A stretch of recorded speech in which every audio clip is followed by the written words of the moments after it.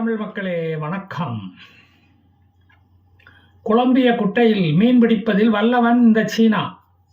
சீனாவை எந்த காலத்திலும் உற்ற நண்பனாக இந்தியா ஏற்றுக்கொள்ளாது. அது மோடி இருக்கும் வரை அது நடக்காது.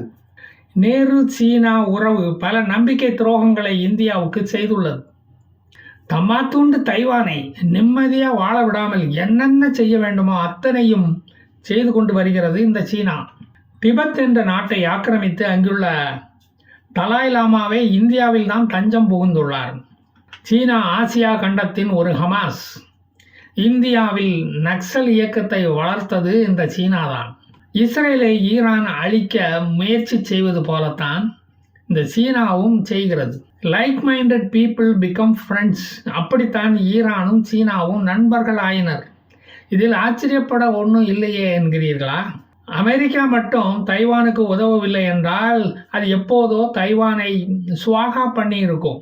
இந்த புண்ணியவான் சீனா தான் இப்போ ஹிஸ்புல்லாக்களுக்கு ஆயுதம் கொடுத்து உதவி கொண்டு இருக்கிறான். அதற்காக கோமெனி தனது ராஜ்ஜிய உறவுகளை உபயோகித்து ஆயுதங்களை ஹிஸ்புல்லாக்களுக்கு வாங்கி கொடுத்து கொண்டு இருக்கிறார். சமீபத்தில் லெபனானில் IDF தரைப்படை லெபனான் கிராமங்களில் நடத்திய தேடுதல் வேட்டையில் சுமார் 18,000 அளவுக்கு பலதரப்பட்ட ஆயுதங்களை கைப்பற்றியுள்ளது. அந்த ஆயுதங்களில் சீன முத்திரைகள் உள்ளது. மேட் இன் சைனா என்று எழுதப்பட்டுள்ளது. அதில் ரஷ்ய ஆயுதங்களும் உள்ளன. கூட்டு கள்ளம் மாறு 2 பேரும் ஒரே திருடனிடம் ஆயுதத்தை வித்திருக்கான், வேற ஒன்றும் இல்லை. ஹிஸ்புல்லாக்களின் மிசைல் சிட்டியில் இப்போ லாரி பைக் எல்லாம் ஓடுறது கிடையாது. அங்கு ஓட்ட முடியாததால் சீன சந்தைக்கு போய் சாக்கு பைகளில் ஆயுதங்களை அள்ளி கொண்டு வந்திருக்கிறாங்களாம்.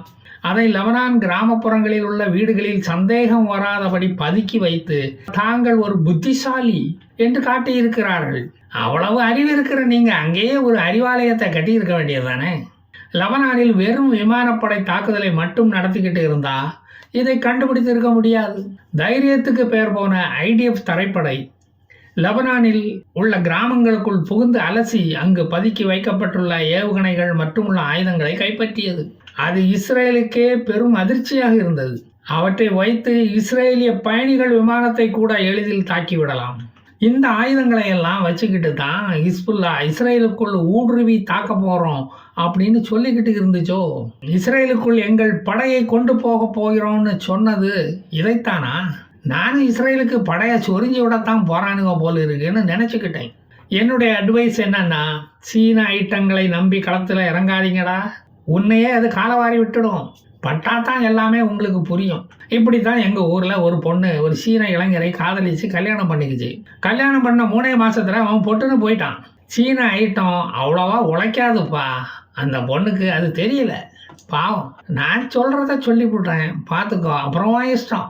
அவர்களுக்கு ஆயுதங்களை உபயோகிக்கும் பயிற்சியையும் சீனாவை அளித்துள்ளது. டூரிஸ்டுகள் போல லெபனானுக்குள் வந்து இந்த பயிற்சிகளை எல்லாம் அவர்களுக்கு அளித்துள்ளார்களாம். அதற்கான மடரசா பள்ளிகளை சீனா அங்கு நடத்தியுள்ளது. சப்பை மூக்கனையும் அரேபிய குதிரை மூக்கனையும் எப்போவுமே நம்பக்கூடாதுன்னு சொல்லுவாங்க.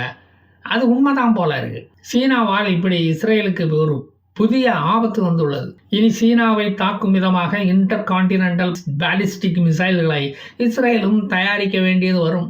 சீனாவால் அமெரிக்காவுக்கு மட்டும் ஆபத்தில்லை. பசிபிக் கடலில் சீனாவின் ஆதிக்கம் அங்குள்ள நாடுகளையும் அச்சுறுத்தி கொண்டுதான் இருக்கிறது. இப்போது இஸ்ரேலுக்கும் அந்த ஆபத்து விரிவடைந்துள்ளது.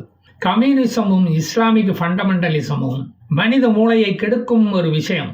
கம்யூனிசத்தினால்தான் சோவியத் யூனியன் நாடு துண்டு துண்டானது. கம்யூனிசத்தினால் வடகொரியா தனிமைப்பட்டு போனது. ரஷ்யாவும் சீனாவும் அதற்கு விதிவிலக்கு ஒன்றும் அல்ல. சீனா தனது ஆயுத வியாபாரத்துக்காக பாகிஸ்தான் அரபு நாடுகளுக்கு வந்து தீவிரவாதத்தை தூபம் போட்டு வளர்க்கிறது. வியட்நாம் பிலிப்பைன்ஸ் நாடுகள் சீனாவுக்கு பயந்து தான் நம்முடைய பிரம்மோஸ் ஏவுகணைகளை வாங்கி அவங்க வச்சிருக்காங்க. கல்ஃப் வார் சூடு பிடிக்க சீனா சாம்பிராணி புகை போடும்.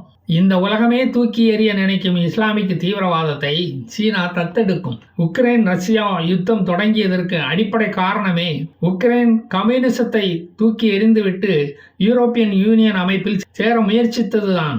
இதே உக்ரைன் முன்னாள் சோவியத் யூனியனில் ஒன்றா இருந்த ஒரு நாடு தானே. சீனா தனது நாட்டில் இஸ்லாமிக் தீவிரவாதம் பரவாமல் தடுத்துவிட்டு மத்திய கிழக்கு நாடுகளில் அதை ஆதரிப்பது ஏன்? நல்லா ஒத்து பார்த்தீங்கன்னா சீனாவுக்கு எல்லாமே 2 இருக்கும். இரட்டை நாக்கு, இரட்டை பொருளாதார கொள்கை, இந்தியாவிடம் இரட்டை வேடம், இப்படி எல்லாமே ரெண்டாக தான் இருக்கும்.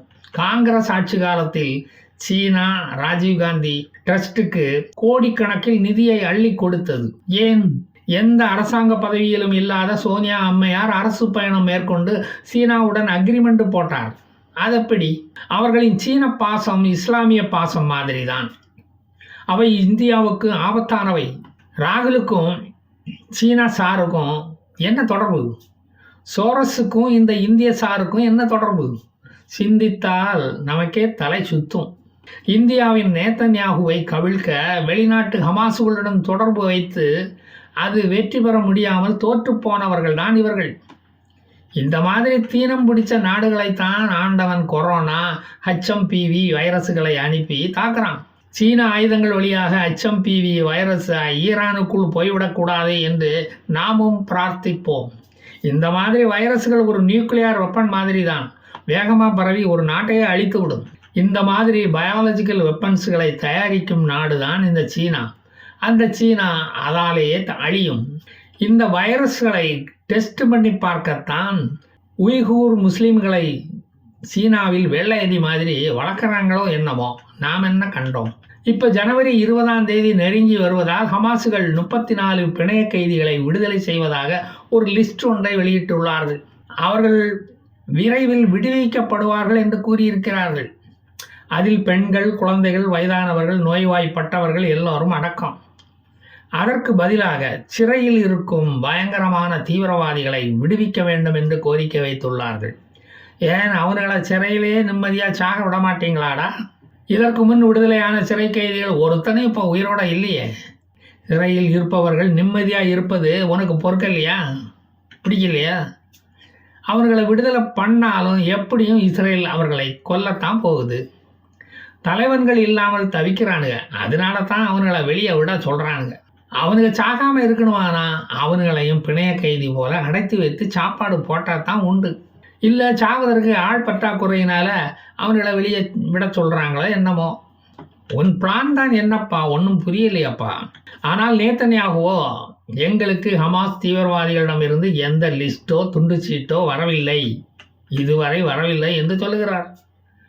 பண்டம் மாற்று முறையில் 34 கைதிகளை விடுவிக்கப் போகிறார்கள் என்று அல்ஜசீரா டிவி தான் நாள் பூரா சொல்லிக்கிட்டு இருக்கு. நேத்தன்யாகுவிற்கு நெருக்கடியை ஏற்படுத்த மட்டன் ஷங்காக்கர் என்ற 24 வயது இஸ்ரேலிய இளைஞன் வீடியோவில் நேத்தன்யாகுவிடம் கெஞ்சுவது போல ஒரு வீடியோவை வெளியிட்டுள்ளது இந்த ஹமாஸ். பிணைய கைதிகளின் குடும்ப உறுப்பினர்கள் நேத்தன்யாகுவுக்கு எதிராக கோஷம் எழுப்பி வருகிறார்கள். இதனால் நேத்தன்யாகு அடிக்கடி டைகர் பாம்பை எடுத்து நெத்தியில் தடவிக்கிட்டு இருக்காராம். அதை விட ஆக்ஸ் ஆயில் தடவுனா நல்லா கேட்குமே. இதை நான் ஹமாஸுக்கு சொன்னேன். ராடிகல் இஸ்லாமிஸ்டை சீனா ஆதரிப்பதன் மூலம் சீனா வழக்கம் போல இரட்டை வேடம் போட்டுள்ளது. அமெரிக்காவை ஒரு பக்கம் எதிர்க்கிறது, அதே சமயம் அமெரிக்காவின் மார்க்கெட்டும் சீனாவுக்கு வேண்டும். அதோடு இஸ்ரேலையும் அழிக்க முயற்சிக்கிறது. இதில் ஏற்கனவே சப்பி போய் இருக்கும் சீன மூக்கு தான் உடைபட போகிறது என்பது அதற்கு இன்னும் தெரியவில்லை. ஹமாஸுடன் பீஸ் டீல் நடக்க வேண்டுமானால் இஸ்ரேல் ஹமாஸை தாக்குவதை முதலில் நிறுத்திவிட வேண்டும். விடுவிக்க போகும் தீவிரவாதிகளின் லிஸ்ட்டை அங்கீகரிக்க வேண்டும் இஸ்ரேல். அதை மாற்ற இஸ்ரேல் முயற்சிக்கும். ஹமாஸ் அதற்கு ஒத்துக்கொள்ளவில்லை என்றால் காசாவில் தாக்குதல் தொடர்ந்து நடக்கும். ஜனவரி 20 கருத்தில் கொண்டால் ஹமாஸ் முதல் தவணை பண்டம் மாற்று நடைபெறலாம். இல்லையென்றால் 45,500 என்ற சாவு எண்ணிக்கை இனியும் அதிகரிக்கும். சீனா தூபம் போடுகிறதா இல்லை தூரம் போகிறதா என்பதை நாம் தள்ளி இருந்து கவனிப்போம். நான் மீண்டும் வந்து மீதி கதைகளை சொல்கிறேன். ஜெய் ஹிந்த்.